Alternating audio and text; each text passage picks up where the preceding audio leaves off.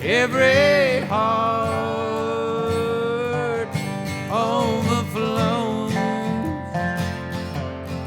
when they hear I find wild Irish rose.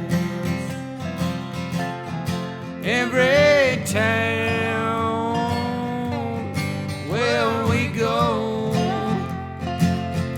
they love the sound of our sweetheart Calico.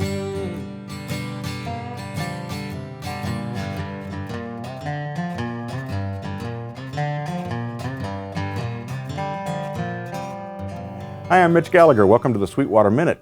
Today on the Sweetwater Minute, we're joined by Randy Kohrs. Randy, Howdy. Thanks for coming in. Appreciate you being here. Thank you very much for inviting me. Producer, virtuoso, dobro player, sideman, solo artist, studio owner, engineer. You've got a long list of titles that go underneath your name. Well, it's Nashville, Tennessee. It's the strongest survive, you know. Right, right. So yeah, you just kind of work and wherever the work comes, that's what you do. Right. So you're here today at Sweetwater. You came up with Jim Lauderdale and a group of amazing musicians, and you guys were doing a demo for Royer microphones and Mojave microphones for the sales engineers. And it's actually kind of cool. They got you set up here in Studio A at Sweetwater, and they have a high def and high def audio connection into the theater where the sales engineers were, and so we're transmitting back and forth. Very cool setup and some great music. Very well. Thank you very much. Yeah, these are some of my favorite musicians. I've made lots of records with these guys, and they really seem to fit Jim pretty well. So right.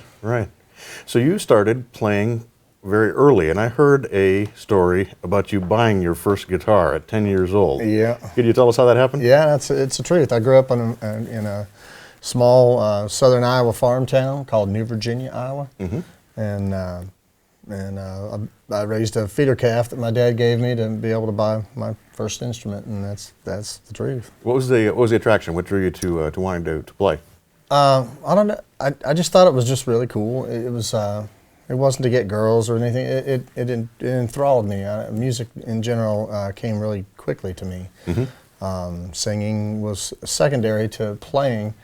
Once I realized that the focal point was on the singer, then I started singing more and accompanying myself. But the guitar is what kind of originally drew me in. And I had an uncle by marriage.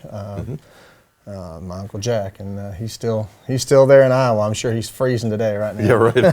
But he played dobro, and I always would go see him as much as I could. And we lived about 3 hours from him, so I'd go see him as much as I could. And I would always watch the audience, and I would watch the reaction to his playing. And he's a very classic kind of Brother Oswald meets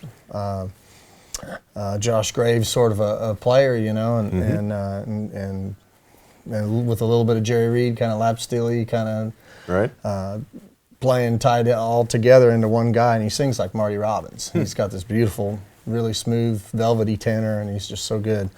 And I would watch people just absolutely do cartwheels over him, and he was the first person that really made me really hungry for music and to continue on and make a major part of my life at this point. Right. So you played in bands around Iowa? I sure did. Blues bands, country bands, bluegrass bands.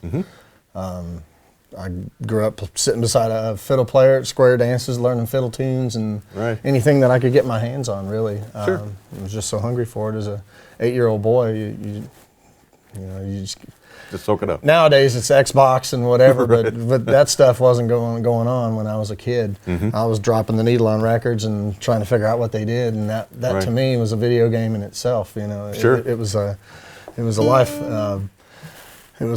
life altering thing to get a record player and start learning from my heroes, and I'm very thankful my folks really backed me.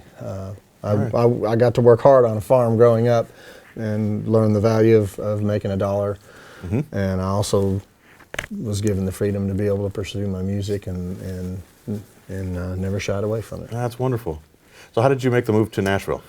I had been working at a body shop. I went to trade school, actually, and I'd saved up enough money after working, going to school and working in a body shop. My boss was a really cool guy, and he let me clean and detail cars at night after I'd worked all day and went to school all day. And I just saved up enough money to be able to buy a little shack in Nashville, and followed 1994. I moved there. Nice. Nice. So when you moved there, what was the first connection you made? How did you make your way into the business? Well, I had a couple of friends that had beaten me there just by a few months, and it turned out they were in Poland with Joylyn White. So I technically knew one other person. So I drove him crazy, and he's a very famous bootmaker named Bo Riddle, and he's made boots for every star known to man, and awesome guy. And he took me backstage of the Opry and just started introducing me to people, and that was actually the first time I'd ever been to the Opry, and Mike Snyder just grabbed me by the ear and dragged me out on stage. Wow. And then the Whites followed them, and they just kept me out there. Wow. So it was it was just a breathtaking moment. So that's one of my favorite Nashville stories to tell. That's awesome. Yeah, that's incredible. That's incredible. So then, at that point, you started working as a sideman, playing with different artists? Yeah, I started playing on Lower Broadway with just me and an acoustic guitar, singing. And if I'd talk somebody into getting up and singing, well, I had this thing sitting off to the side, and I'd grab a resonator guitar, and I'd accompany them and sing harmony or whatever, and anything I could do that just wasn't me by myself. Right. And the more people that I got to know, the more gigs that I started picking up, and I ended up, there was a point in time where I worked 3 shifts a day, 7 days a week for almost 7 years on Lower Broadway. Wow. And got to know everybody. I bet. That's incredible. That's incredible. And it led to playing with Hank 3 and playing on his records, and working with Tom T. Hall, and touring with several banjo guy here. I toured with him, Scott Vestal and David Parmalee and Continental Divide. I toured with them for a while, and one gig seemed to just sort of lead to the others. And Nashville's is a kind of an interesting community once you kind of get into the fold.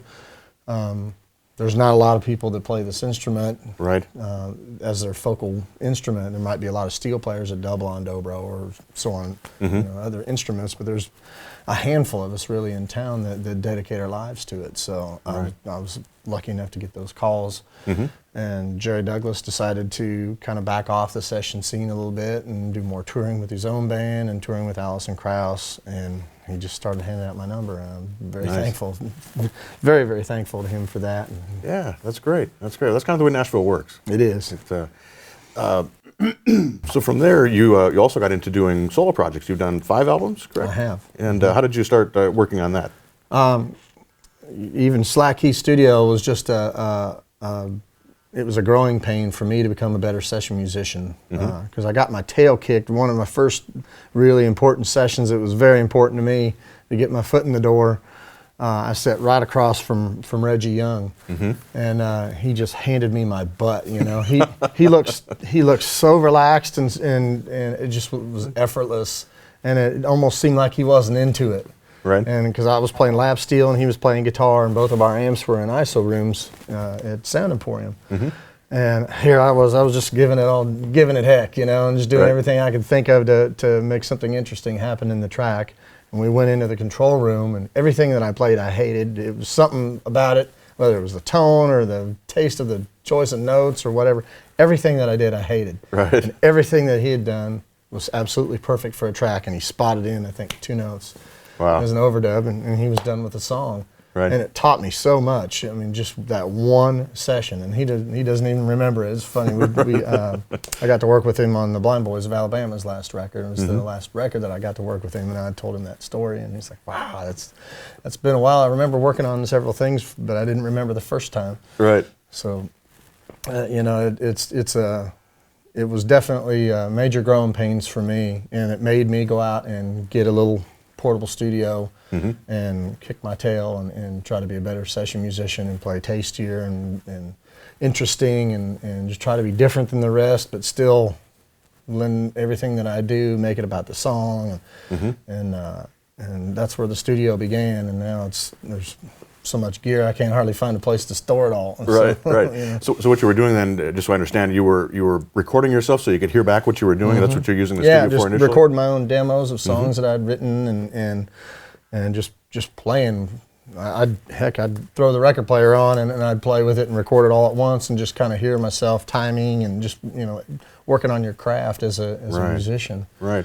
And that's where it started. And the studio grew from there into now it's a project studio, commercial studio, really. You've done projects with Jim Lauderdale, 3 Grammy nominations, 1 Grammy win, correct? Yeah. With him? So tell us a little bit about the studio. It's where's it located? It's right in the heart of Nashville. It's just down the street from Blackbird and some of the fanciest, biggest places in town. And it's an old house that was built in '35 that I kind of converted over. It's a really artsy place. Everybody comes in, they're extremely relaxed because it just doesn't feel like a dentist office. It doesn't feel that pressure to, oh gosh, I got to make a hit record today so I can afford to come back here and do this again. And it doesn't feel like that. And that was one of the main things that I realized about working on other people's records, and I felt that feeling myself. It's like, God, I better play good today so I get called back here, you know. And that pressure was kind of weird, and I just didn't want that out of my own place. So we kind of designed it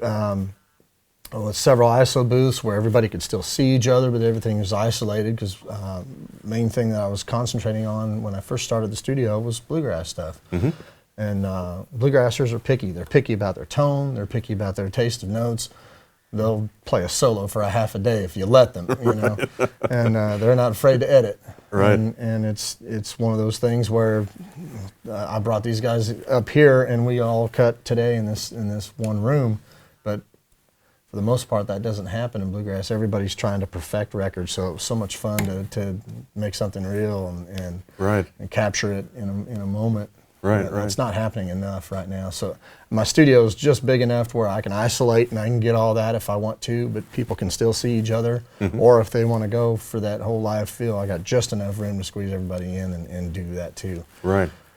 So do you engineer yourself and produce, or do you have somebody who engineers for you, or how do you set that up? When I'm playing, my wife is very kind to sometimes hit play and record. I pretty much have my rig set up to where almost anything that I'm working on, you know, I can somewhat preset for her, and she can make sure the levels are going to hard disk right, and what have you, and I've schooled her just a little bit each time, so she's getting, you know, better and better every day, and she has fantastic ears. She's a great fiddler herself, and a great harmony singer too. She's singing a lot of harmony on those records that we've done for Jim and other folks. Nice. And so it's just so nice to have, you know, her around the house and bring her in the studio and say, honey, listen to this mix. I've been listening to it all day. I can't hear it anymore. And let her, you know, put a woman's touch to it, which is really cool. Yeah, that's great. So as a producer, you mentioned that bluegrass records are going in the direction of trying to be as perfect as possible, and everyone wants to perfect their parts, which is certainly understandable. How do you deal with that as a producer? How do you kind of manage that? It's very hard. I'm working on a record right now that has huge country stars on it for a guy named Larry Cordell. The record starts with, it's a duets record, and it's all songs that he has written, and all these artists recorded on their own mainstream records. And they're coming back to do duets with him, and his name's Larry Cordell. And so the record starts with Garth Brooks and ends with Alison Krauss. Nice. You know, so it's a star-studded record, and I feel a lot of pressure to really make it slick and make it right. You know, but some of the warts of that record are some of my favorite little things. So I've been, I would have touched up every bit of that 5 to 10 years ago. Nowadays, I'm kind of letting a little bit. Even a little bit of the... A little ugly there sometimes makes the house cool, you know? You're driving by in a fancy neighborhood and you sort of see the old house and the paint isn't perfect. Sometimes it is, you know, and sometimes it's a lot more beautiful that way. Right, adds that character to it. So you're here with Royer and Mojave. What is the attraction of those mics? What do you like about those? Well, they're so suited for what I do. I do a lot of blues, I do some pop country, a lot of folk stuff, a lot of singer-songwriter records, and then bluegrass stuff.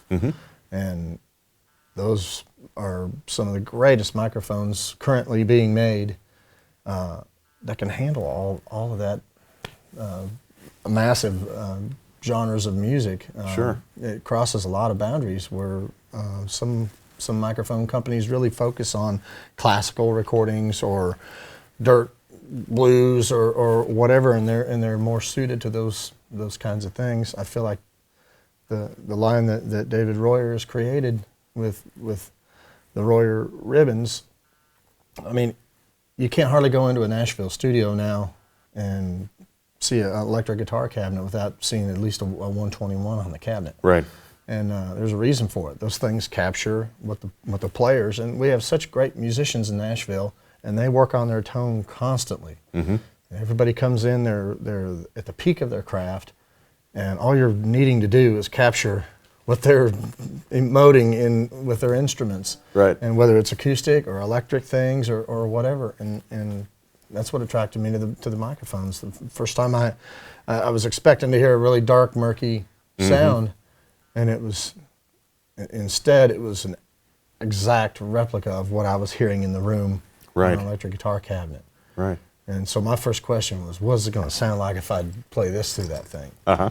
And I was hooked. Yeah. When I noticed it today, you have two ribbons that you're. Is that the way you normally mic the dobro with the? Yeah. I'll get a far spread. Just, I mean, you can see it there. Badge backwards. It's sort of, I guess the main element of the ribbon is facing where the badge is forward. But if you flip it around, it kind of acts almost like a very natural high-pass filter, and it gets the mud out of this instrument and just collects exactly what the instrument is producing. Nice. So you're turning the mic around backwards, a little brighter in that position, like you say, it cuts the lows.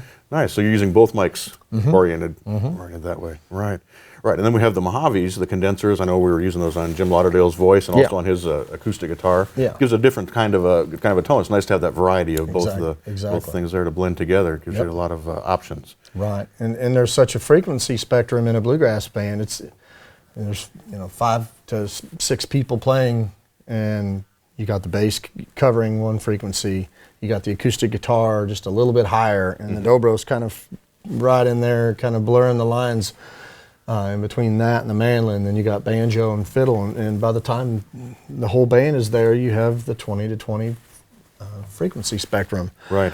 And I think no one that I know of really consciously created bluegrass, whether it was Bill Monroe or whoever you believe really started the origins of the instruments known as bluegrass today. No one really sought out to make a 20 to 20 perfect frequency thing. It just sounded good to their ears, and everything fell into place. And that's how I try to mix. I try to just make it sound very real. I use hardly any compression. If I do use compression, it's very fast and very discreet. If I start, most bluegrass musicians I know of, if they start hearing a compressor, they'll stop playing because it messes with their timing. It makes it sluggish feeling, and then they start rushing, and then the groove of the song feels funny.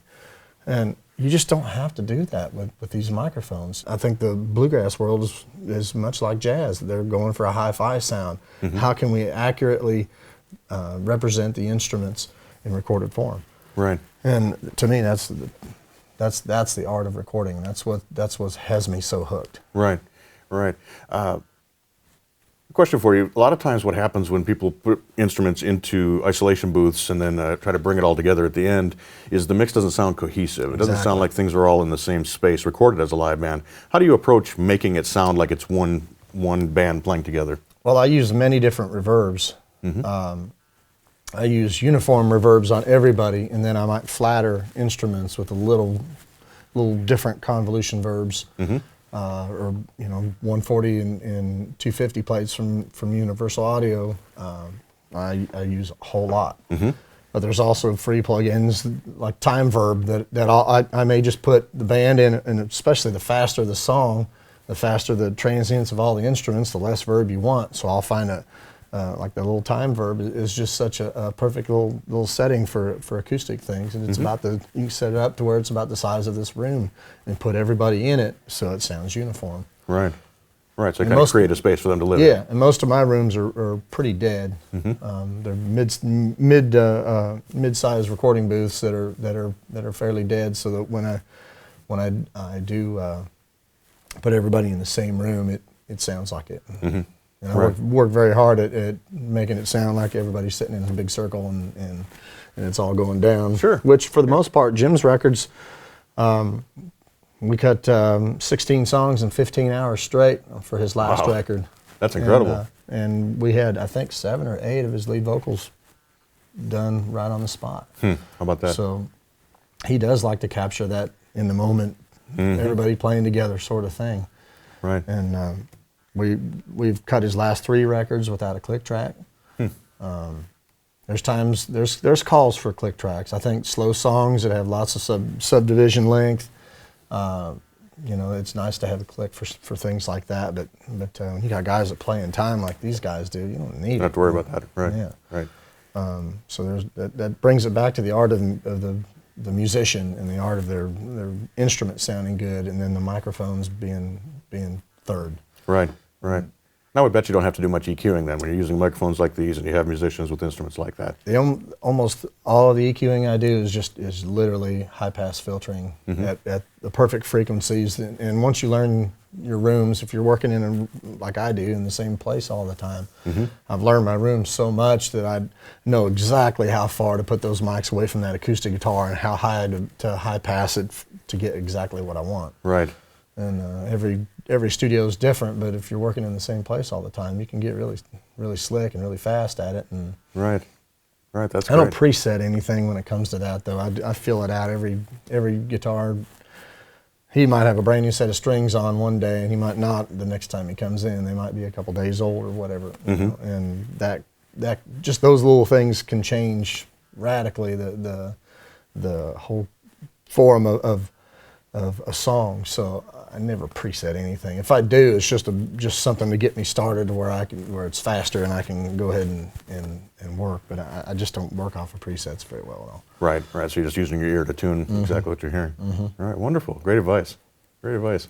Randy, thanks so much for coming in. Absolutely. Such a Thank pleasure to have you here. Great playing. We enjoyed having you guys do the demo for the sales engineers and for sharing your knowledge and experience with us here. Well, it's my pleasure. We appreciate it. Thank you. Thanks very much. I'm Mitch Gallagher. Thanks for joining me for the Sweetwater Minute.